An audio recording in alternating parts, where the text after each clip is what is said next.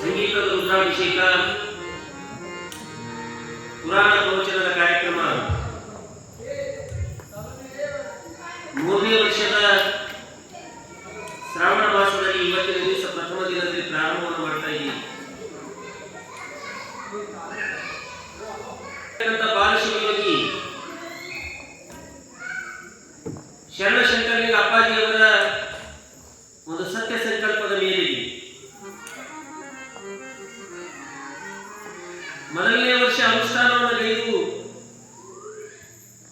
ಪುಣ್ಯ ಪಾವನವಾಗಿರ್ತಕ್ಕಂಥ ಈ ಕ್ಷೇತ್ರದೊಳಗೆ ಭವ್ಯವಾಗಿರ್ತಕ್ಕಂಥ ಶೆಡ್ಡನ್ನು ನಿರ್ಮಾಣ ಮಾಡಿ ಅದ್ಭುತವಾಗಿರ್ತಕ್ಕಂಥ ಕಾರ್ಯಕ್ರಮವನ್ನು ಸಾಗಿಕೊಂಡು ಬಂದು ಹೋದ ವರ್ಷ ಸುಮಾರು 15 ದಿನಗಳ ಪರ್ಯಂತವಾಗಿ ಪುರಾಣ ಪ್ರವಚನದ ಕಾರ್ಯಕ್ರಮವನ್ನು ಸಾಗಿಕೊಂಡು ಬಂದು ಕೊನೆಗೆ ಒಂದು ಮಾತ ಪುರಾಣ ಮಂಗಲ ದಿವಸ ಒಂದು ಮಾತು ಹೇಳಿದ್ರೆ ಅಪ್ಪ ನಿಮ್ಗೆ ನೆನಪದನು ಏನಿಲ್ಲ. ಏನ್ ಹೇಳ್ಯಾರ ಗೊತ್ತದ ನಿಮ್ಗೆ? ಯಾರಿಗೆ ಪುರ್ಸತ್ತಿಗೆ ಸ್ವಾಮಿ ಅಂತೀರಿ ನೀವು? ಆಚಾರ್ಯ ಬಹಳಷ್ಟು ಈ ವರ್ಷ ನೆನಪಿರ್ಲಿಕ್ಕ